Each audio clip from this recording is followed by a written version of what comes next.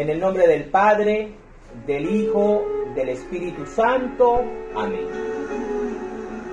Dios Padre Todopoderoso y Eterno, Rey Celestial, Padre mío, te damos gracias en el nombre de nuestro Señor Jesucristo por una semana más de vida, Todopoderoso.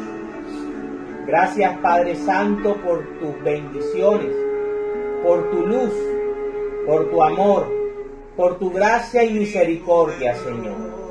En esta noche queremos pedirte, Todopoderoso, que nos bendigas con el poder del Espíritu Santo, que sea el Espíritu Divino quien tome posesión de nuestra mente, de nuestro corazón, de nuestra voz, de nuestro entendimiento, Señor.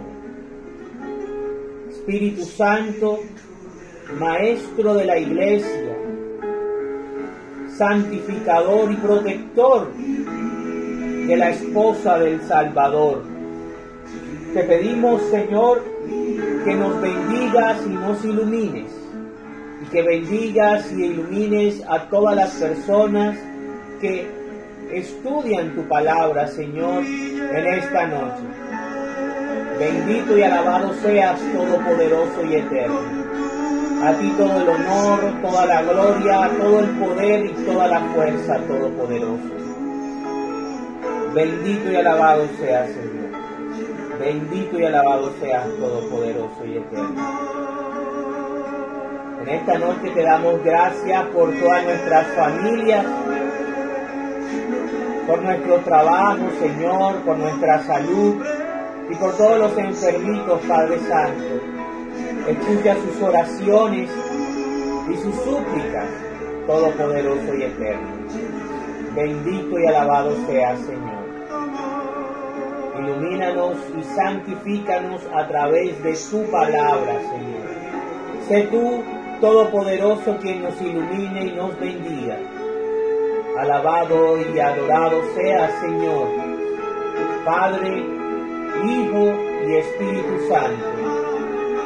También te pedimos, Mamita María, que nos acompañes, que nos protejas con tu manto sagrado y no permitas que el maligno interfiera con nuestra meditación y con nuestra reflexión. Bendito y alabado y adorado seas, Señor. Bendito y alabado seas, Todopoderoso y Eterno.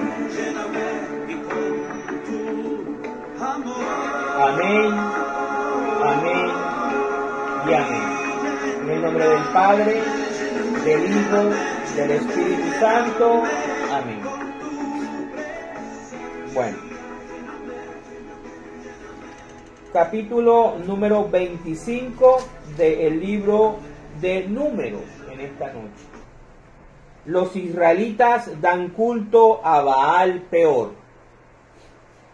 Cuando los israelitas se establecieron en Sittim, sus hombres empezaron a corromperse con las mujeres moabitas, las cuales los invitaban a los sacrificios que ofrecían a sus dioses. Los israelitas tomaban parte en esas comidas y adoraban a los dioses de las moabitas. Y así se dejaron arrastrar al culto de Baal Peor. Entonces el Señor se enfureció contra Israel y le dijo a Moisés: reúne a todos los jefes del pueblo y ejecútalos delante de mí a plena luz del día. Así se calmará mi ira contra Israel. Moisés ordenó entonces a los jueces israelitas: cada uno de ustedes debe matar a los hombres de su tribu que se dejaron arrastrar al culto de Baal Peor. Pero un israelita llevó consigo a una mujer madianita a la vista de Moisés y de todos los israelitas reunidos, mientras ellos se encontraban llorando a la entrada de la tienda del encuentro. Al ver esto, Finés, hijo de Eleazar y nieto del sacerdote Aarón, se apartó de los israelitas reunidos, empuñó una lanza y se fue tras aquel israelita hasta la alcoba. Allí atravesó por el estómago al israelita y a la mujer. Así se terminó la plaga que estaba haciendo morir a los israelitas, aunque ya había muerto 24,000 de ellos. Entonces el Señor se dirigió a Moisés y le dijo: Finés, has hecho que se calme mi ira contra los israelitas, porque él ha tenido el mismo celo que yo tengo por ellos. Por eso no me he dejado llevar del celo y no terminé con ellos.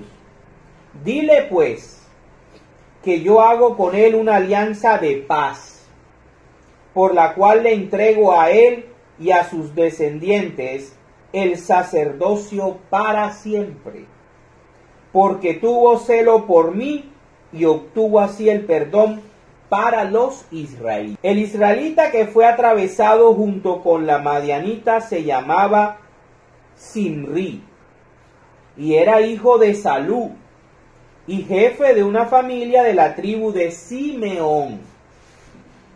La mujer madianita se llamaba Cosbi, y era hija de Sur, jefe de un grupo de familias de Madián. El Señor se dirigió a Moisés y le dijo: ataquen a los madianitas y derrótenlos, así como ellos los atacaron a ustedes con sus malas mañas, y haciéndolos adorar a Baal Peor. Y en el caso de Cosbi, la hija del jefe madianita, que fue muerta con una lanza cuando yo les envié una plaga por haber adorado a Baal Peor. Palabra de Dios. Bueno, en el día de hoy estamos viendo, ya regresamos nuevamente a Israel, a la historia de Israel. Ya dejamos a un lado por ahora a Balac y a Balaam. Y podemos ver en el capítulo número 25 cómo el deseo de Balac de maldecir a Israel se cumplió de una manera diferente como él al principio había querido. En primera instancia, él había querido sobornar a Dios por medio del profeta Balaam para que maldijera a Israel, a su propio pueblo. Pero Balaam, siendo un hombre perverso y malo, le aconsejó que no lo hiciera, no destruyera al pueblo de Israel por ese medio, por el medio de brujería y hechizo y maldiciones, sino que enviara a sus mujeres, a sus jóvenes, a seducir a los israelitas, y por medio de la seducción, por medio del sentimiento, por medio de la vista, por medio de los sentidos, los llevaran a la idolatría, y de esa manera Dios los maldijo. Podemos ver aquí que cuando los israelitas se establecieron en Sitín, un lugar que estaba muy cerca de Moab, el reino de Balac, el rey Balac, los israelitas comenzaron a tener un intercambio sexual y social y sexual con las mujeres moabitas. Estas mujeres, a través de la seducción, a través de su ligereza de pensamiento, llevaron a los israelitas a adorar a su dios falso, a Baal Peor. Baal Peor era el dios cananeo de la fertilidad. Y una de las muchas formas de adorarlo era a través de las orgías sexuales, a través de la fornicación y el adulterio. Por eso es que Dios quiere destruir y termina destruyendo por medio de Israel a todos estos pueblos.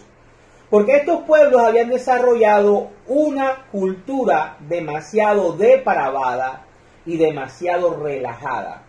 Todo lo contrario a lo que debía ser el pueblo de Israel.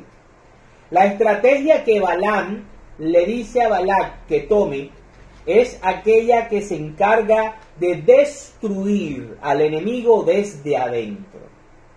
Ninguna maldición, ningún conjuro iba a destruir por parte de otro pueblo o de otros líderes a Israel. ¿Cuál era la única forma de poder destruir a Israel? Que se apartara de Dios, que se alejara de Dios, que viviera una vida totalmente diferente a la que Dios le proponía, le había propuesto por medio de Moisés y por medio del sacerdocio de Aarón, el sacerdocio levita. Entonces, el Señor, como lo vamos a ver más adelante, tiene celo de su pueblo. Le ha costado porque lo ha sacado de Egipto, lo ha sustentado en el desierto durante más de 40 años. 40 años el Señor ha bendecido, ha protegido, ha alimentado y ha organizado a Israel para que fuera la nación santa del mundo. Israel es muy importante. ¿Por qué en esos momentos? Porque en ella se va a gestar el Mesías Redentor. La importancia fundamental de Israel es que de él o de ella iba a surgir el Mesías Redentor que iba a bendecir no solamente al pueblo de Israel, sino que también iba a bendecir a todos los pueblos de la tierra, que es la promesa que le hace Dios a Abraham en Génesis 12. La promesa que Dios le hace a Abraham es católica. La intención que tiene Dios no es solamente salvar a un pueblo, al pueblo descendiente carnal de Abraham, no, sino que a través de un hijo de él, de un descendiente de él, de la tribu de Judá, iba a surgir un redentor que se encargaría de la salvación de todos los pueblos de la tierra, de toda la humanidad. Esa es la promesa que le hace Dios a Abraham. Por ti serán benditas todas las familias de la tierra. Cuando Dios está hablando aquí de familias, se está refiriendo a naciones, pueblos, sociedades. Entonces, vemos aquí cómo Israel es fundamental y es importante y no puede contaminarse.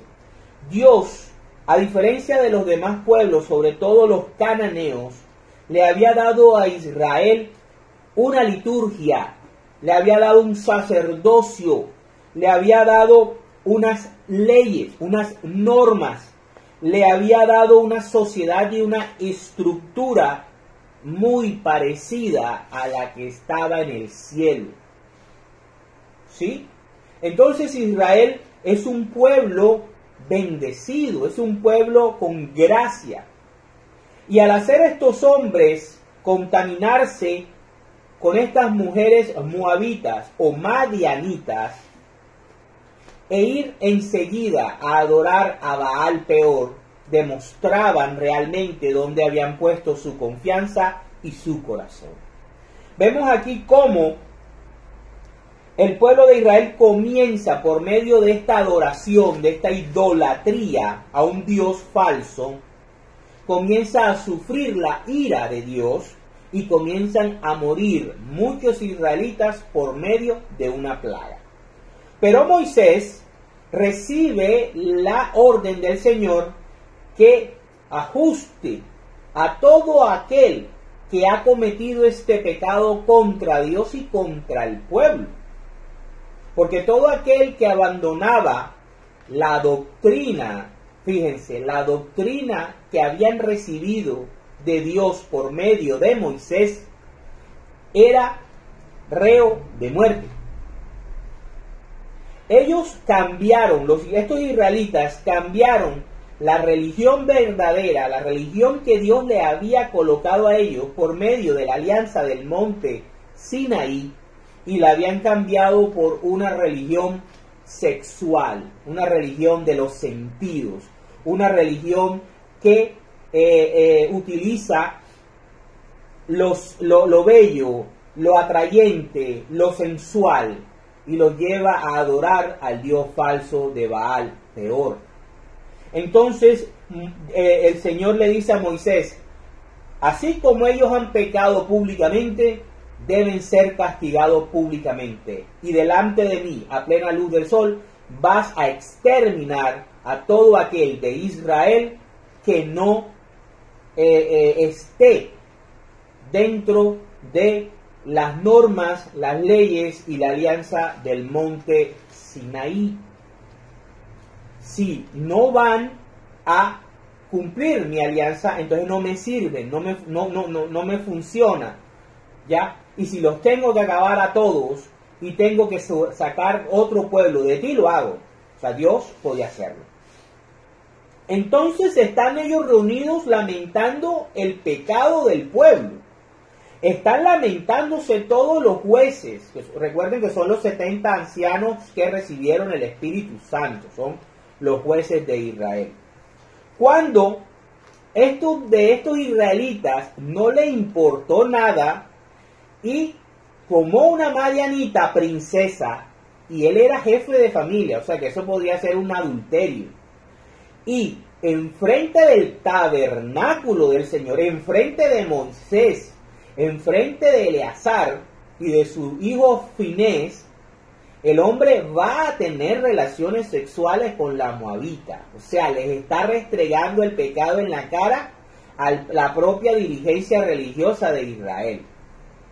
Eso enfurece a Finés, que se llena de celo, el mismo celo que este señor tuvo en el cielo cuando Satanás quiso revelarse o se le reveló a Dios Todopoderoso. Y este angelito, que en ese momento era un arcángel, se le impuso y le dijo, ¿quién como Dios? El mismo celo, ¿sí? Cuando se ve que algo va en contra del trono de Dios y de la voluntad de Dios, surgen personas que de corazón aman a Dios. Y aquí vemos a Finés cómo su celo lo lleva a exterminar de raíz el problema y a dar ejemplo. Al dar ejemplo, toma una lanza, sigue a la pareja que se mete en una carpa cerca al tabernáculo, que es un sacrilegio, y los mata atravesándolos por el estómago. De esa manera, con esta muerte y con esa demostración pública de amor y de fidelidad a la voluntad de Dios, es que Finés logra detener la plaga que estaba matando a los israelitas. Fíjense la seriedad de las cosas en ese entonces, bajo la ley del monte Sinaí, bajo la liturgia de Israel, de la liturgia del sacerdocio arónico. Era muy importante, y lo vamos a ver ahorita, por qué Dios actúa de esta manera, por qué Dios no tolera esa idolatría o esa apostasía de su pueblo, y cómo se relaciona más adelante en el Nuevo Testamento con la iglesia que él fundó y que lleva más de 2000 años, 21 siglos existiendo y ejecutando y haciendo la voluntad de Jesucristo, de su Señor. ¿Y por qué debe continuar, así sea 6.000, 8.000, 10.000 años más, siguiendo y defendiendo la misma doctrina de Cristo? Y todos los bautizados en esa iglesia, que somos el pueblo de Dios, debemos ser fieles y cuidadosos y celosos con la defensa y con hacer la voluntad de Cristo como Cristo lo ordenó. No es necesario en este tiempo coger una lanza y acabar con todo el que no profesa el catolicismo. No.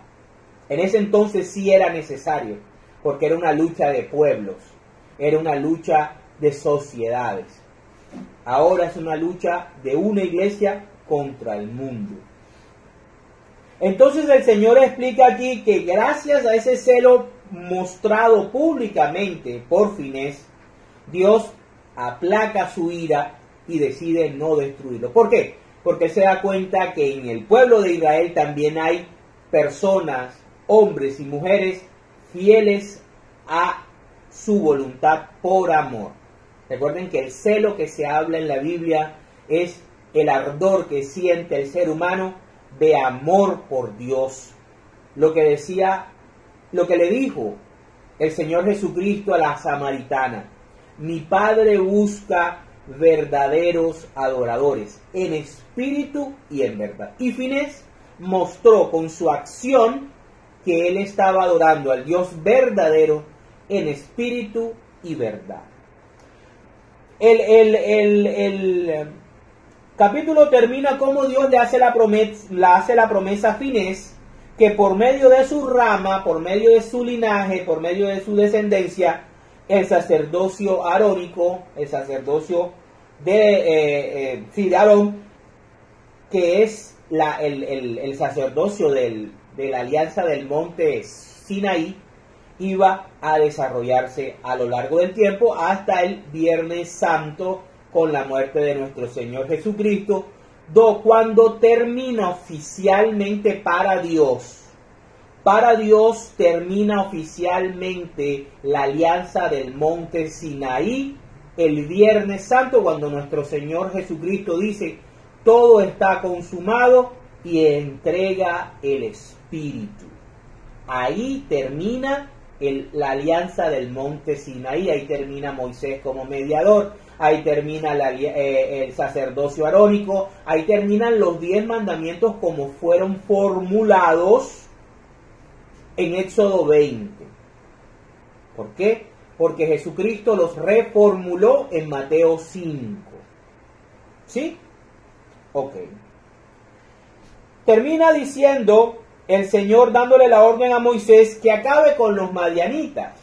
Recordemos que, y es un contraste y una orden bien dura y difícil para Moisés, porque recordemos que Jetro y Séfora son madianitas.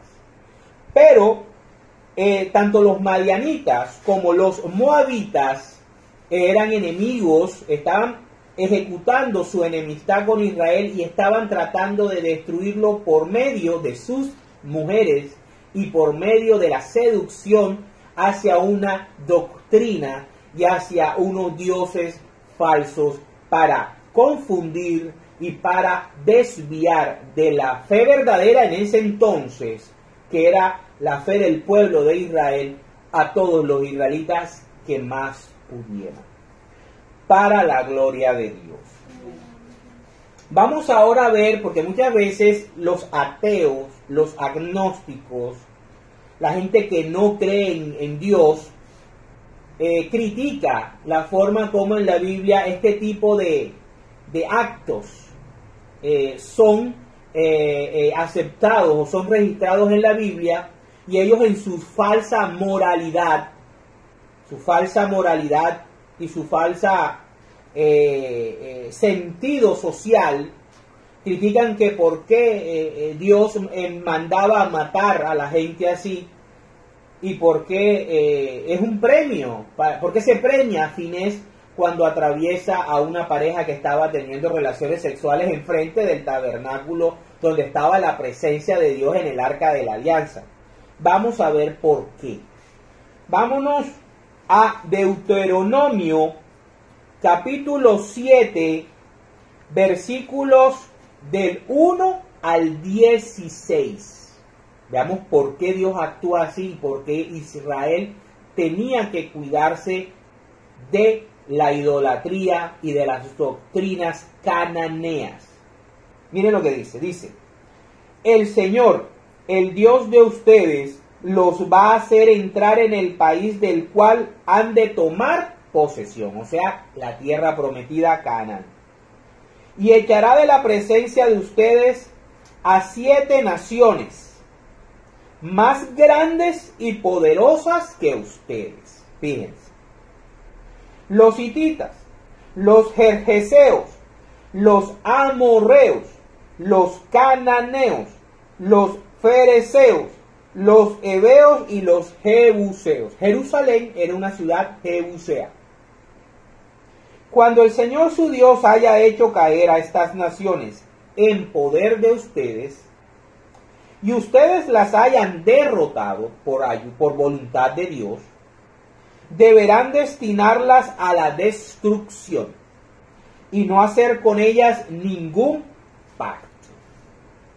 La iglesia de Cristo no debe hacer ningún pacto ni con el mundo, ni con otras denominaciones o otras doctrinas que surjan o que hayan surgido de hombres y mujeres comunes y corrientes, ni tenerles compasión.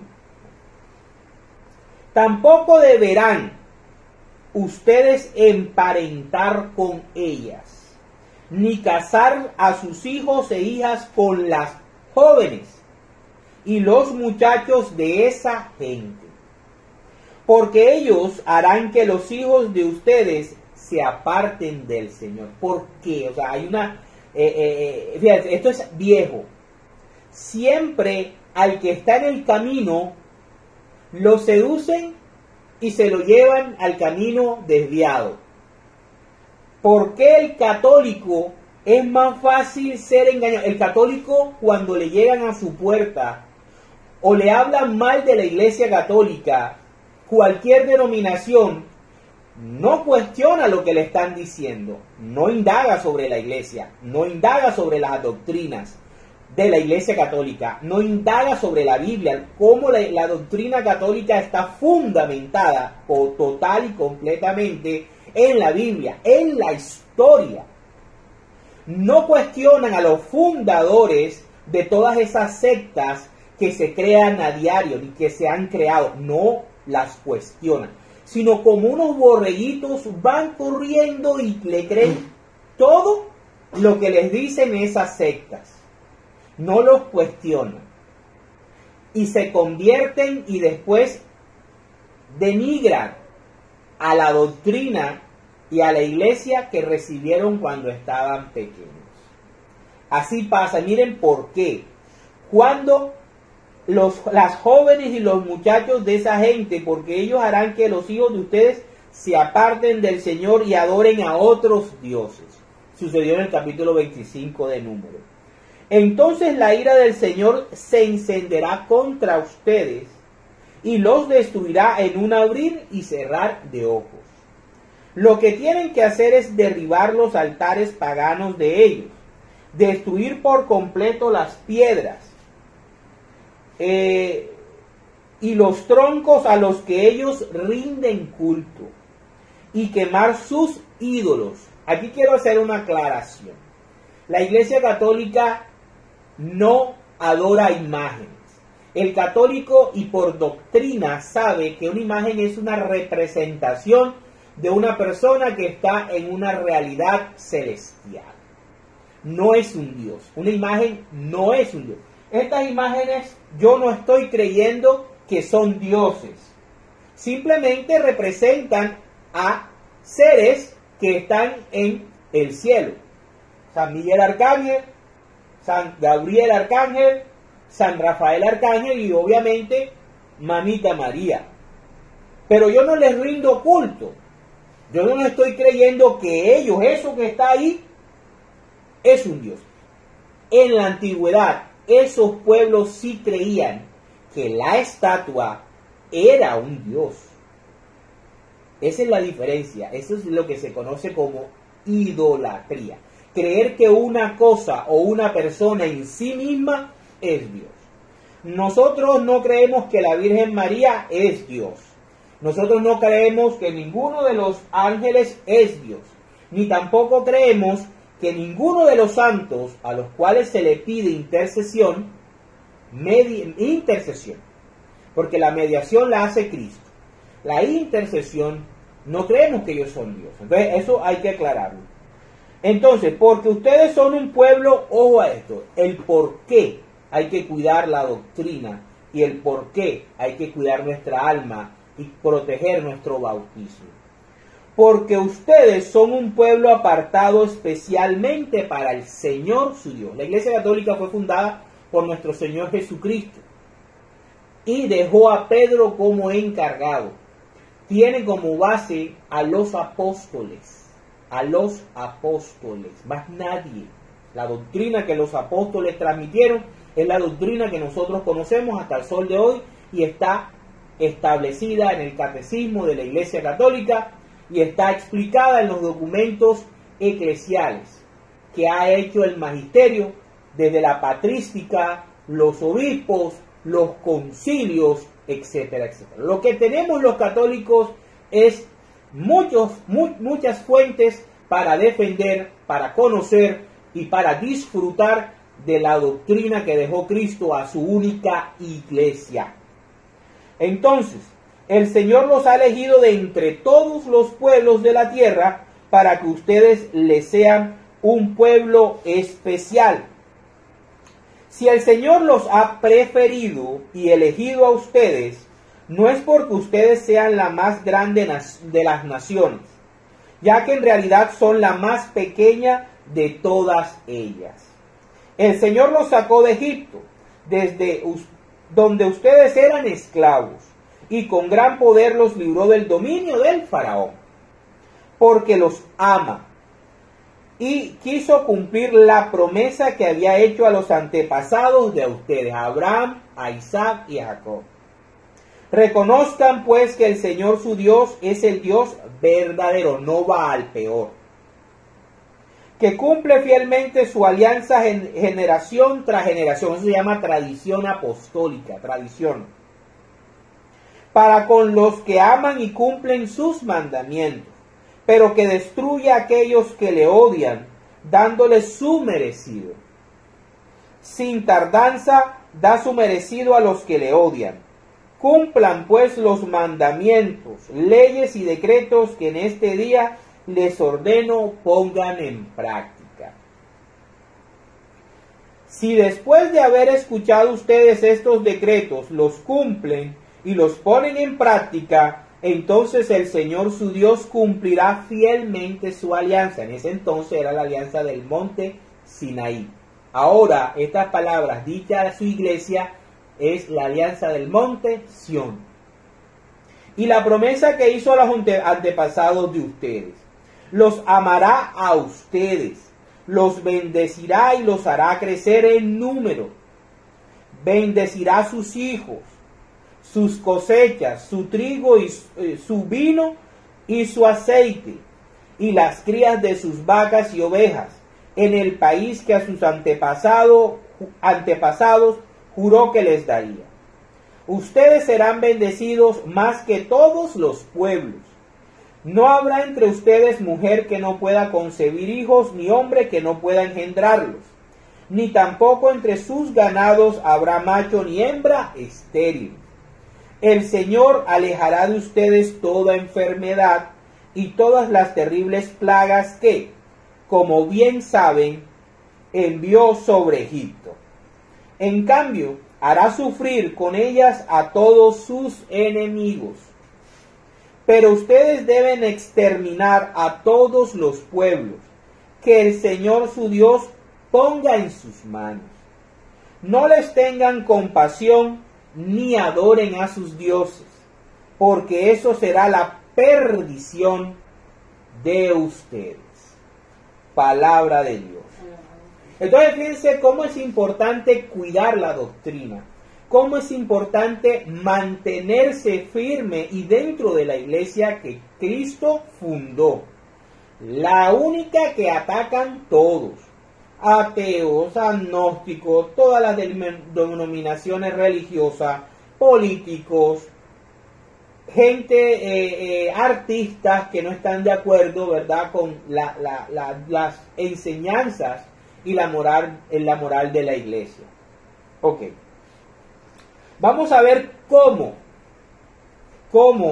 se cumple eso de que cuando se juntan con mujeres extranjeras, se juntan con personas de otras denominaciones, de otras creencias, de otras fes, se termina cayendo en la idolatría y en la apostasía. Vamos, el Espíritu Santo tomó este ejemplo poderosísimo. El hombre que Dios le había prometido que iba a ser el más sabio y el más inteligente y prudente de todos. A ese, bueno, por debajo de Cristo, ¿verdad? El rey Salomón. Vámonos a Primera de Reyes, capítulo 11, versículos del 1 al 16. Ahora explico algo. Dice, Salomón se vuelve idólatra. Vamos a ver cómo esa ley espiritual, esa fórmula espiritual de que si te juntas con mujeres de otras denominaciones, caes en la idolatría, se cumple en el rey más sabio y el rey que disfrutó de la época dorada de Israel, Salomón.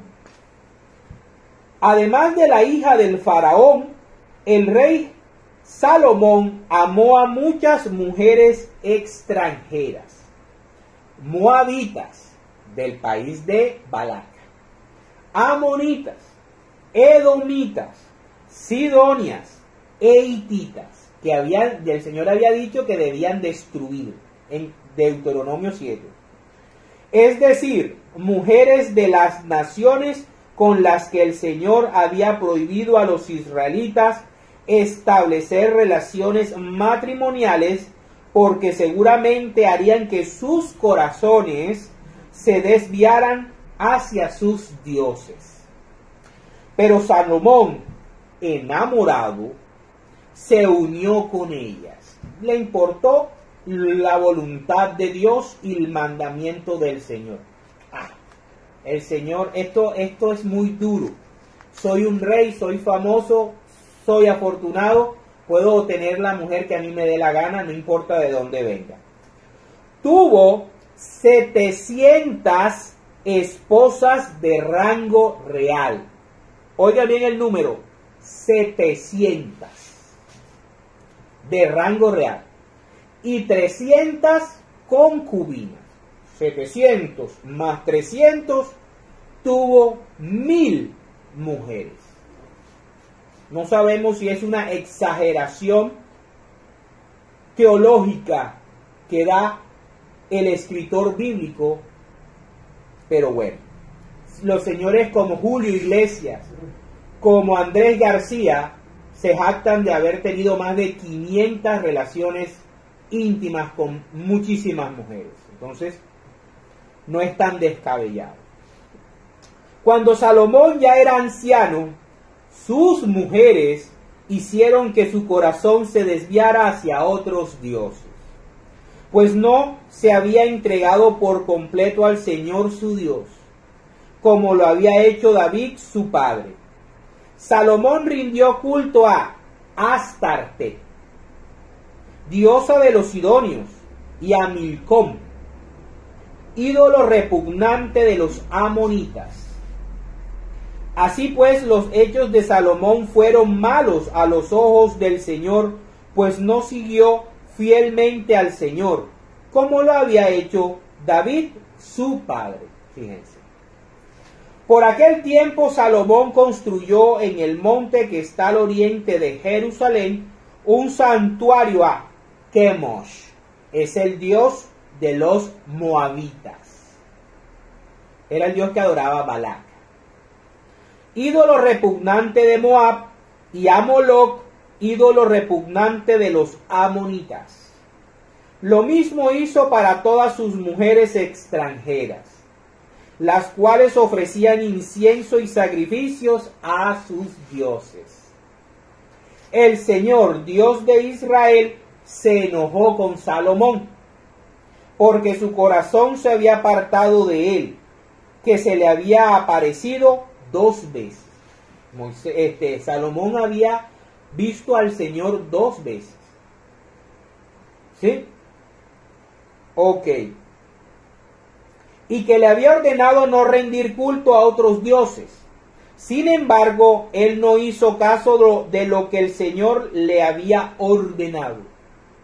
Por lo tanto, el Señor le dijo a Salomón: ya que te has comportado así y no has cumplido la alianza y las leyes que te ordené, voy a quitarte el reino y dárselo a uno de los que te sirven. Sin embargo, por consideración a David, tu padre, no lo haré mientras vivas, pero se lo quitaré a tu hijo. Aunque no le quitaré todo el reino, le dejaré una tribu por consideración a tu padre, la tribu de Judá, que posteriormente también tendría la de Benjamín y sería el reino de Judá. Y a Jerusalén, la ciudad que he escogido. Entonces el Señor hizo que se levantara un enemigo contra Salomón, Hadad, un edomita, de la familia real de Edom. Cuando David venció a Edom, Joab, el jefe del ejército, que había ido a enterrar a los caídos en combate, mató a todos los hombres de Edom. Durante 6 meses se quedó allí, con todos los israelitas, hasta que aniquiló a todos los hombres de Edom. Pero Hadad, que entonces era un niño, huyó a Egipto, con algunos de sus paisanos que estaban al servicio de su padre. Palabra de Dios. Entonces vemos cómo esta fórmula, por muy Salomón que tú seas, por muy que Dios te haya hablado 2 veces, si tú te juntas con mujeres extranjeras que tienen otras ideas, que tienen otros dioses, que tienen otras doctrinas, vas a caer en la idolatría y vas a abandonar al Dios verdadero. Quiero hacer una explicación antes de continuar, antes de llegar al Nuevo Testamento. En la Biblia, las mujeres extranjeras son sinónimo de doctrinas falsas. Cuando se habla aquí, lo vamos a ver más adelante en el Nuevo Testamento, se habla de prostitución, se habla de vírgenes, se habla de no prostituirse con mujeres. El Señor no está hablando físicamente de la mujer como tal, está hablando de doctrinas, está hablando de religiones, está hablando de ideas que vayan en contra de la enseñanza y la sana doctrina. Lo vamos a ver más adelante.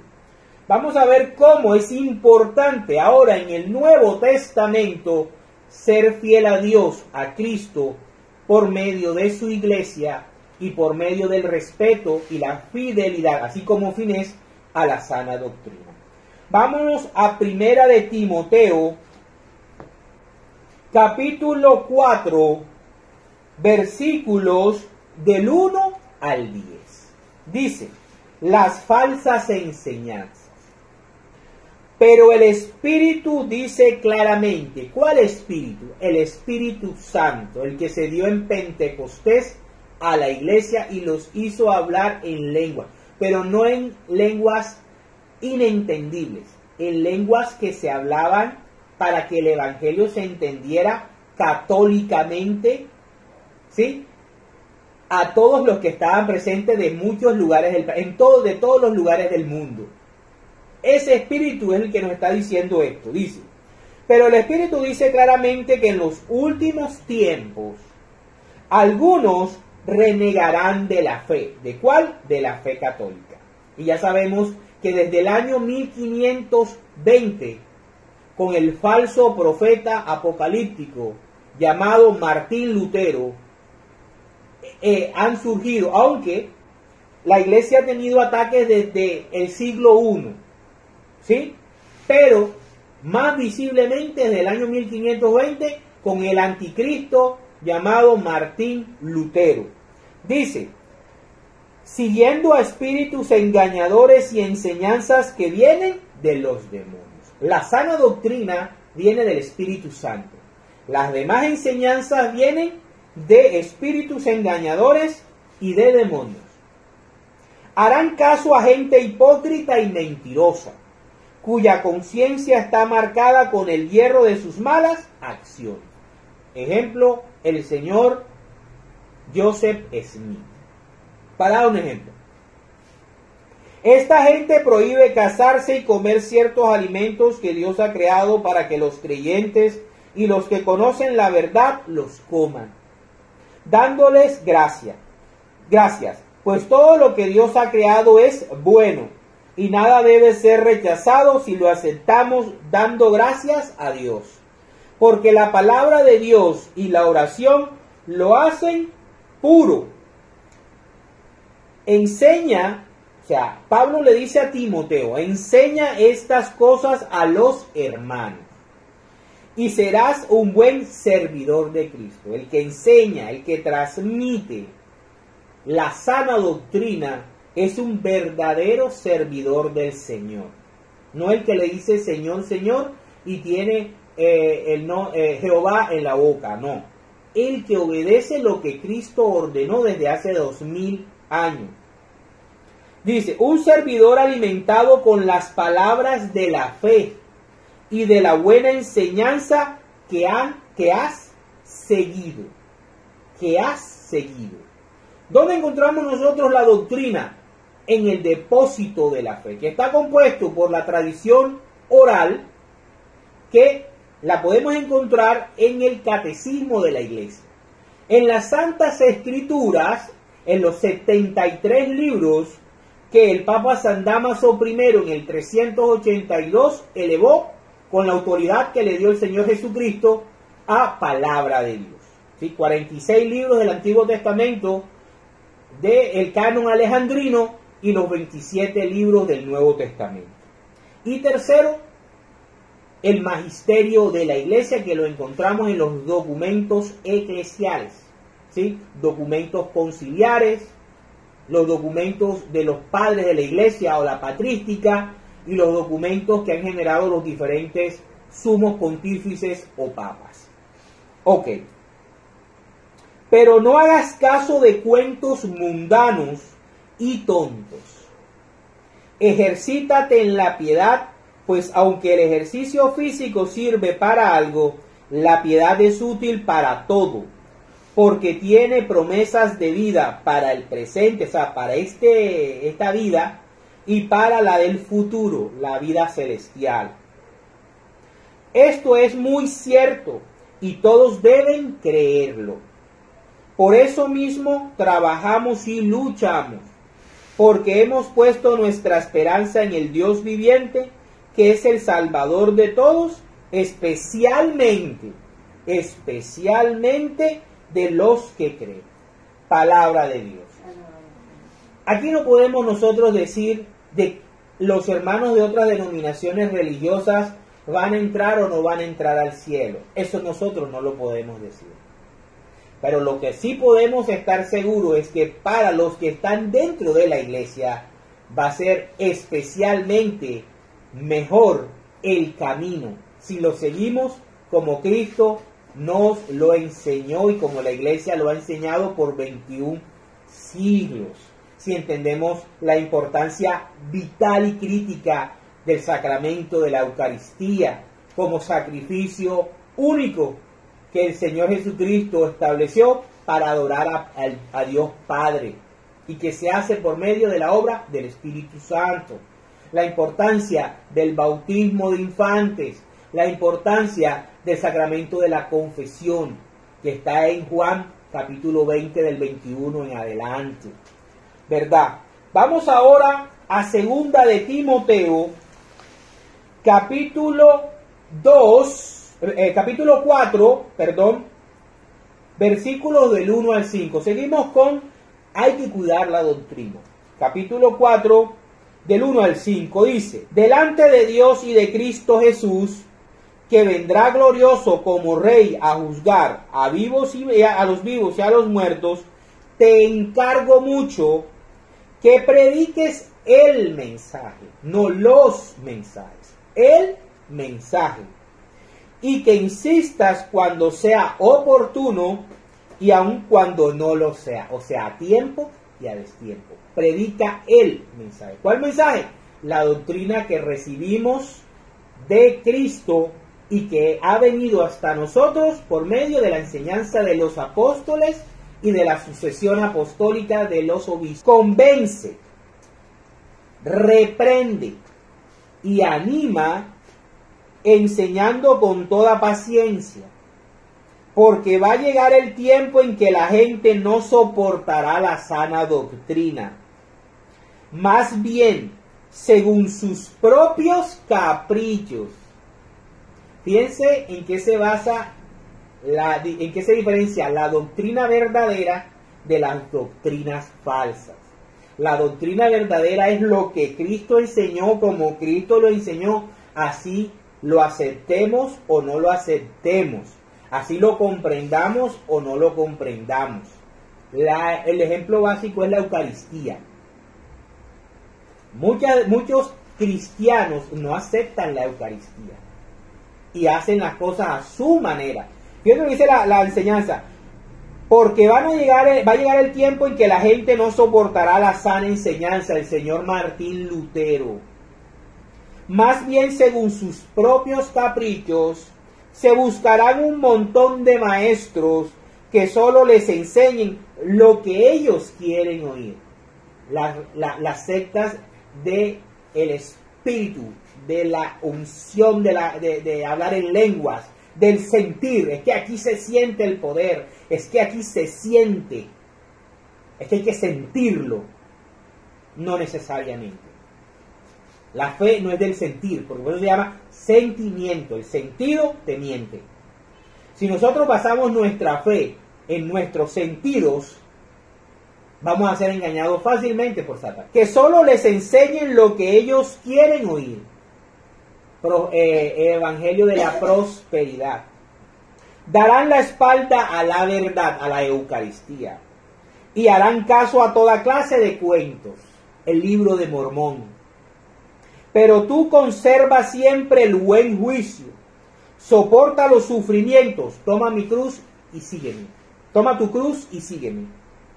Dedícate a anunciar el Evangelio. Cumple bien con tu trabajo. Palabra de Dios.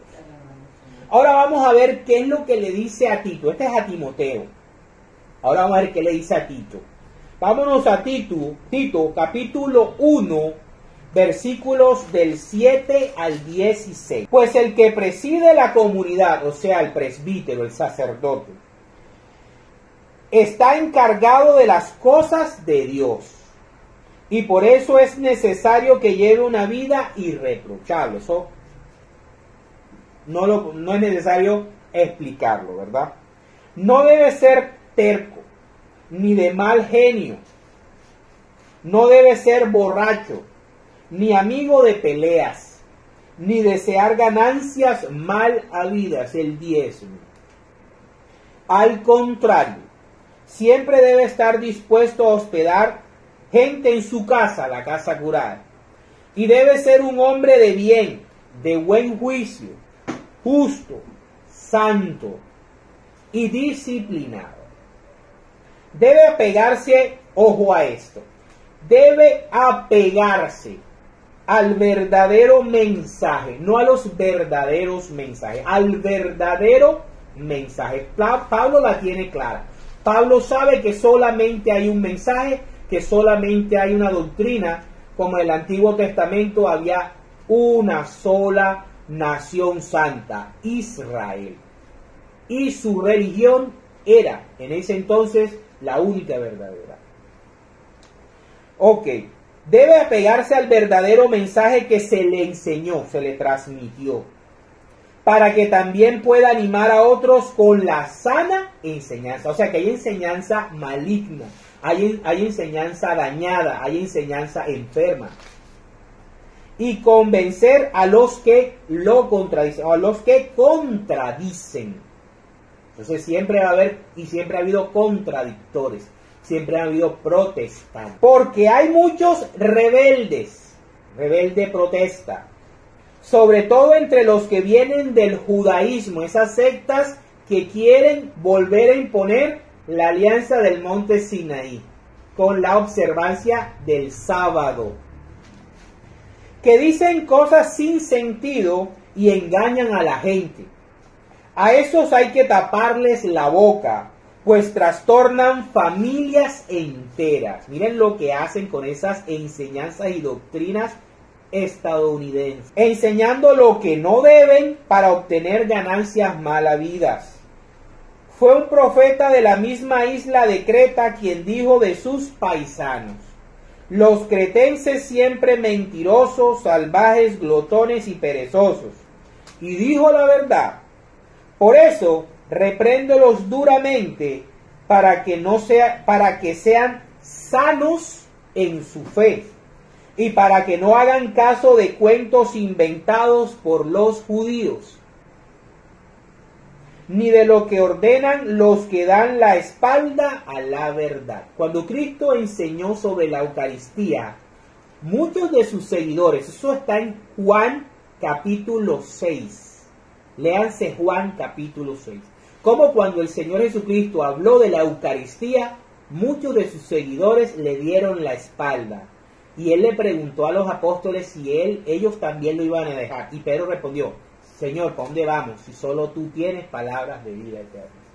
Entonces, la gente que no soporta la doctrina católica se sale, le da la espalda, pero eso no es lo que Dios quiere ni es lo correcto.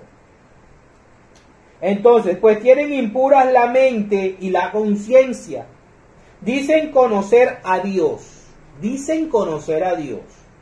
pero con sus hechos lo niegan. Son odiosos y rebeldes, incapaces de ninguna obra buena. Palabra de Dios. ¿Sí? Para terminar, vamos a Apocalipsis, capítulo 14, versículos del 1 al 5, donde se nos habla de los 144.000 y una característica de estos 144.000. Dice: el Cordero, o sea, Jesús, y los elegidos, la iglesia, su iglesia. Vi al Cordero que estaba de pie sobre el monte Sión. Porque fíjense, Jesús, la iglesia, y estaba sobre el monte Sión. ¿Cómo se llama la alianza que Jesús estableció el domingo de resurrección? La alianza del monte Sión. Con él había 144.000 personas. Esto es un número simbólico que simboliza gente de todas las naciones de la tierra, de todas las familias de la tierra. Aquí se está cumpliendo la promesa de Dios a Abraham. Que tenían escrito en la frente, o sea, en la doctrina, en el pensamiento, en sus ideas, el nombre del Cordero y de su Padre. Luego oí un sonido que venía del cielo. Era como el sonido de una cascada, como el retumbar de un fuerte trueno. Era un sonido como el de muchas arpas, arpistas tocando sus arpas. Y cantaban un canto nuevo delante del trono y delante de los 4 seres vivientes. O sea, en los evangelios, el evangelio. Ok. Y de los ancianos. Ninguno podía aprender aquel canto, sino solamente los 144.000 que fueron salvados de entre los de la tierra. No son los testigos de Jehová. Aclaro, no son ellos. Estos son vírgenes que no se contaminaron con mujeres. Aquí Pablo está hablando de doctrinas, de iglesias, de religiones diferentes a la religión y a la iglesia de Jesucristo, o sea, la iglesia católica. Todo, ahora, y cuando habla de hombres, habla tanto de hombre y mujer, ¿sí? De hombre y mujer. Fueron todos aquellos que siguieron rectamente la doctrina y la enseñanza de Cristo y no se dejaron contaminar por doctrinas extrañas, doctrinas que Cristo no había establecido. No se contaminaron con mujeres. Son los que siguen al Cordero por donde quiera que va. Recordemos que la Eucaristía es Cristo. Fueron salvados de entre los hombres como primera ofrenda para Dios y para el Cordero. ¿Qué hacemos en la Eucaristía? Ofrecemos un sacrificio como pueblo, como 144.000, que le ofrecemos por medio de ese sacrificio al Padre y al mismo Hijo nuestras vidas. Eso es lo que ocurre en la Eucaristía. No se encontró ninguna mentira en sus labios, pues son intachables. Palabra de Dios. Entonces, queridos hermanos y hermanas, a cuidarnos de las falsas doctrinas y amar a la doctrina de nuestra amada Iglesia Católica.